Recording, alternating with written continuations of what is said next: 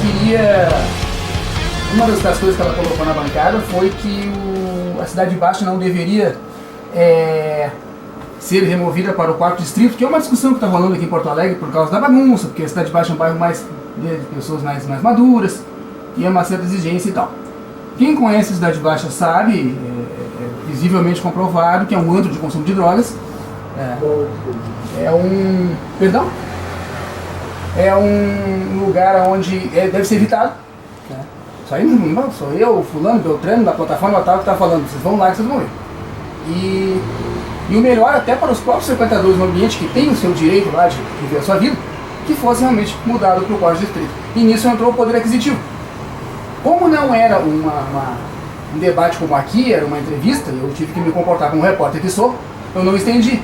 Mas eu teria dito, se possível fosse, a vereadora, que não é papel do poder público fornecer entretenimento a partir do momento em que esse entretenimento é monetário. Financiado, exatamente.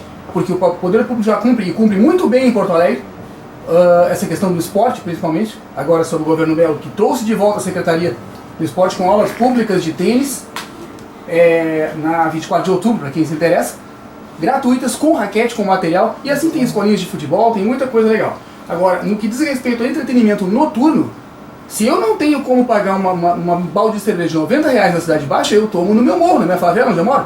Qual é o problema? Não me faz menos, gente. É cerveja igual. Então, quando se fala em obrigações do poder público, a gente tem que ter cuidado. Porque o cidadão, ele deve cobrar o político quando ele atravessa a rua na faixa, quando ele para na faixa para o pedestre atravessar. O problema do Brasil se reflete na política, não é causado por ela. Obrigado. Anterior, governo Dilma, Lei Rouanet patrocinou várias. Então é excitar a libertinagem através dos recursos financeiros nossos, nossos recursos, nossos impostos, que poderiam dar melhoria para a qualidade de vida, para essa geração que está vindo, ter mais politização e saber como se administrar.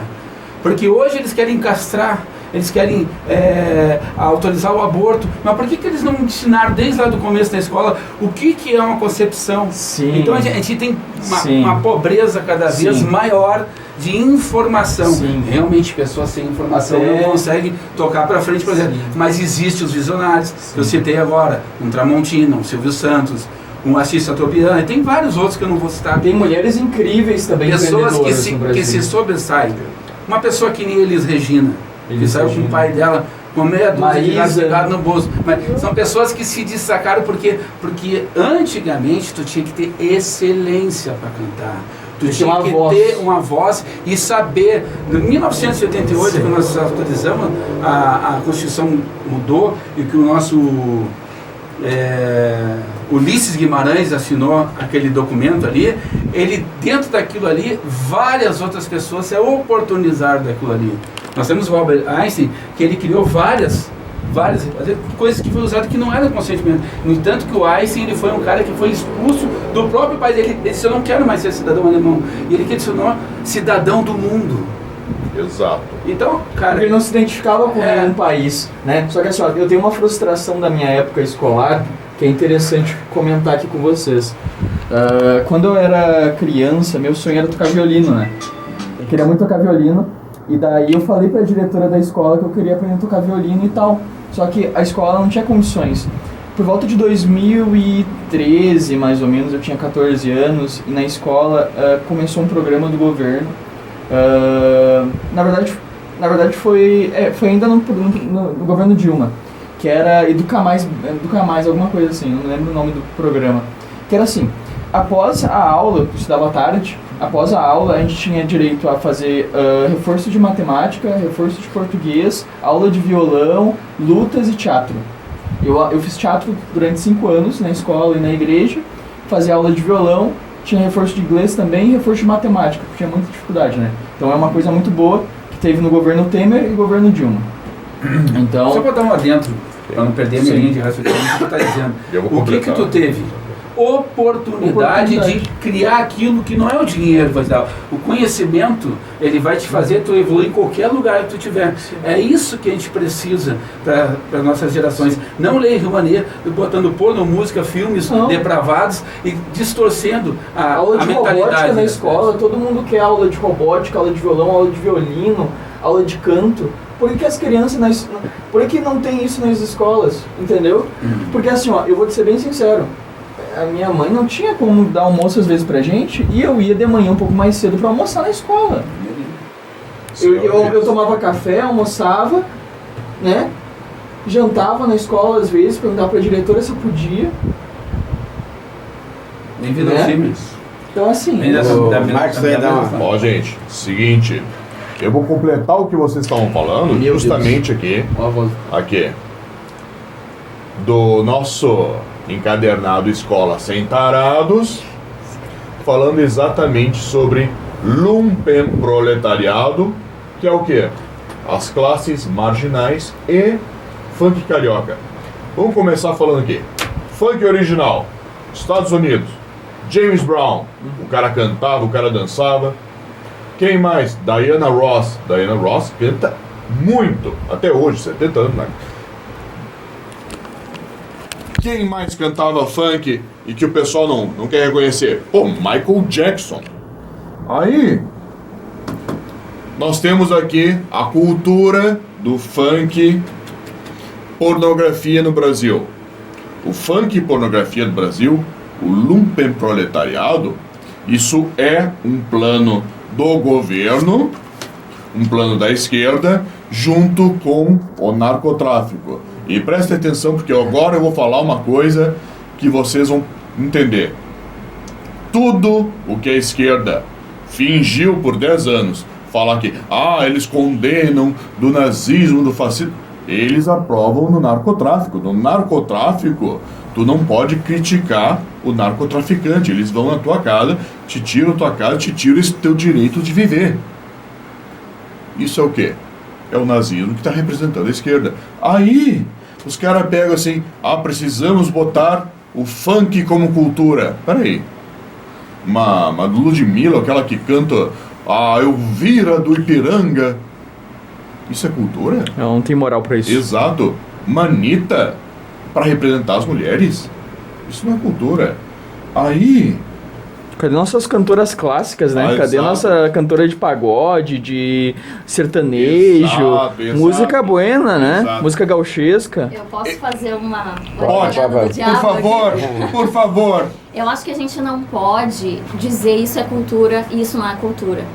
É interessante. Mesmo músicas pornográficas. Mesmo músicas pornográficas. Eu acho que dentro de uma visão de democracia e liberdade, sim, nós, valorizando as escolhas individuais, não cabe a nós dizer o que o outro vai consumir, o que o outro vai gostar. Mas eu acho interessante, pra gente não cair num falso puritanismo, sim, né? Sim. Eu acho que cada um é livre pra escolher o caminho que quiser escolher. Oi? Mas assim, Manuela, só um questionamento pra ti, então. Você acha que se eu passar agora, meio-dia, tá? Meio-dia, na Globo, uma mulher rebolando pelada, tu acha certo uma criança de 4 anos que tava esperando TV Globinho e viu uma mulher pelada? Isso é certo? Gerenciamento de horários... Isso é correto? É correto uma criança na frente da escola ouvir senta, senta, senta, com um monte de cara de 19 anos na frente da escola?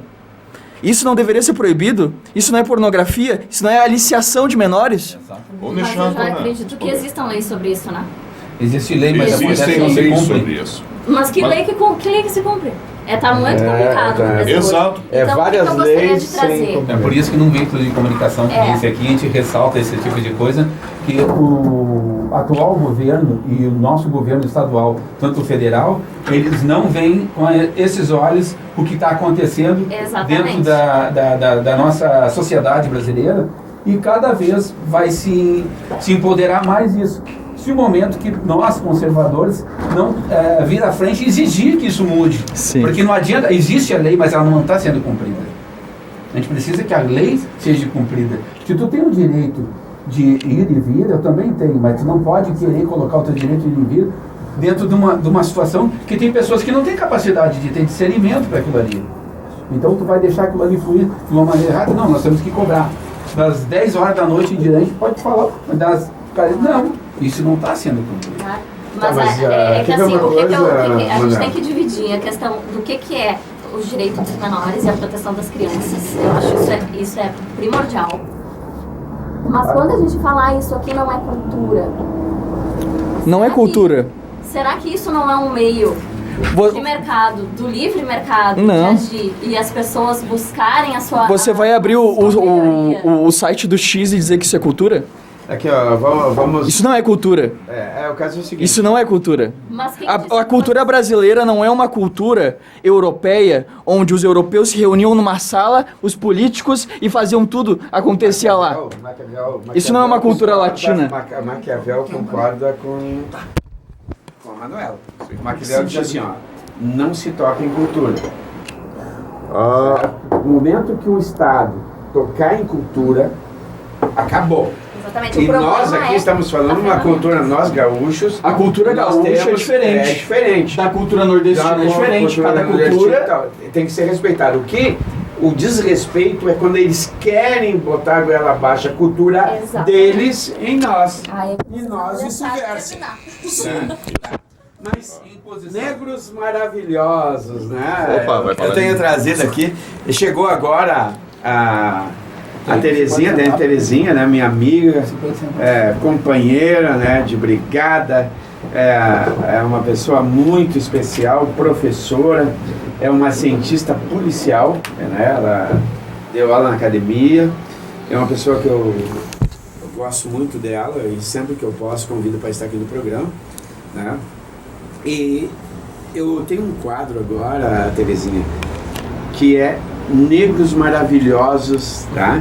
Consciência da Direita. E hoje eu vou trazer uma mulher muito interessante, que é a Carolina Maria de Jesus. Ela é uma importante escritora brasileira, tá? Carolina Maria de Jesus foi autora de grandes obras, certo? E é interessante que essas obras elas foram levadas a outros países, tá? Tem uma crítica muito positiva, tá? A história dela de vida, ela nasceu no interior de Minas Gerais, era neta de escravizados, filha de uma lavadeira analfabeta. A família numerosa, tá? Ela tinha 7 irmãos, passou muita necessidade. Jovem só pode estudar porque teve a ajuda de uma patroa, né, da sua mãe, que viu nela o potencial, deu a oportunidade, e ela acaba então fazendo um trabalho muito interessante. Ela teve 3 filhos, foi mãe solo, né? Passou momentos dramáticos vivendo em favela no Canindé, certo? Nas horas livres, Carolina escrevia. Em 1951 teve um poema publicado no jornal Folha da Manhã, e dos repórteres descobriu seu talento e ajudou a publicar o seu diário nos anos mais tarde, lançando em 1960 o livro autográfico, que faz tanto sucesso, publicado em crítica, sendo publicado em vários países, em 13 idiomas. Quem é que fala dessa negra? Tu vê a esquerda falando dessa negra? Hoje ela vai falar dela. É isso. Aqui, ó. Em primeiro lugar, bom dia, pessoal. Bom dia. É um prazer estar mais uma vez honra. aqui. Nossa. É um prazer enorme estar mais uma vez aqui. Mas como conversamos várias vezes, eu como militar, como tenente da brigada, faço parte da primeira turma de mulheres da brigada, ela incluí em março de 87.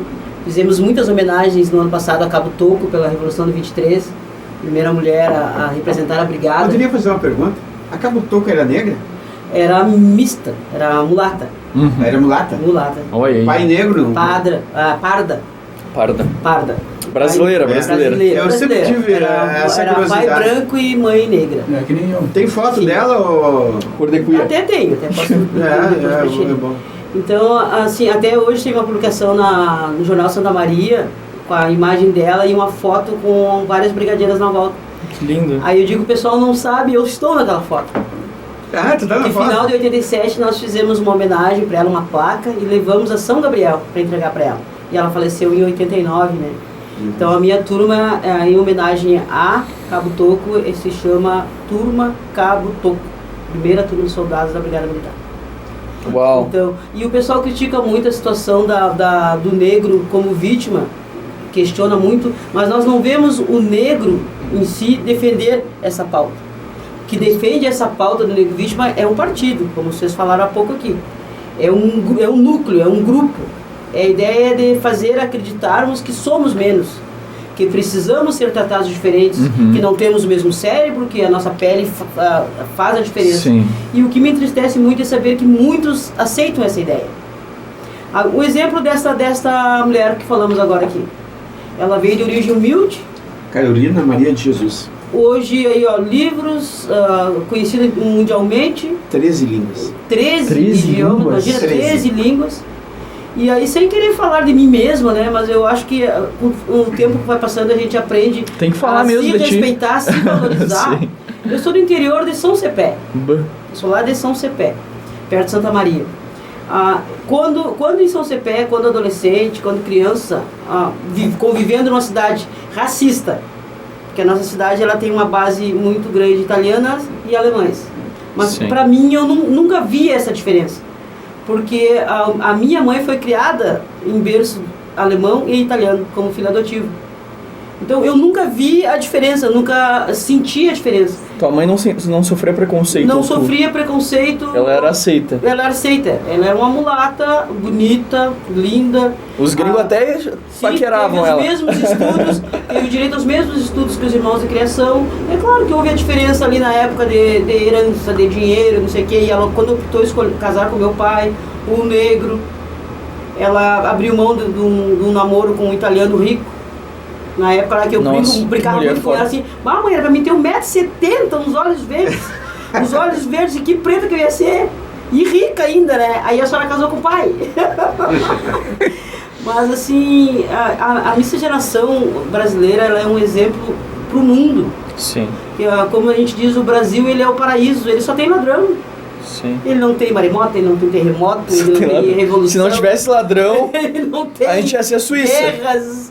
Então, assim, ó, o Brasil é um paraíso. É um paraíso. O dia que a gente conseguia recuperar os direitos que a democracia nos dá para todo ser humano, a partir do momento que nós começarmos a nos vermos com empatia e saber que todos os direitos são de todos, porque está escrito, foi escrito numa Constituição.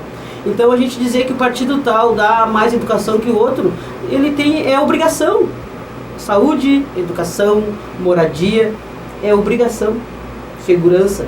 Então eu não tenho que idolatrar aquele partido que fez um pouquinho mais ou um pouquinho menos que o outro por ter dado o que está escrito que é obrigado. Ele está fazendo, com o eleito, reverenciando o povo que colocou ele naquele local. Sim. O dever do político é reverenciar o povo e não ser reverenciado. Eles confundem isso quando eles estão no alto da magistura, que onde eles estiverem no cargo político, eles se confundem.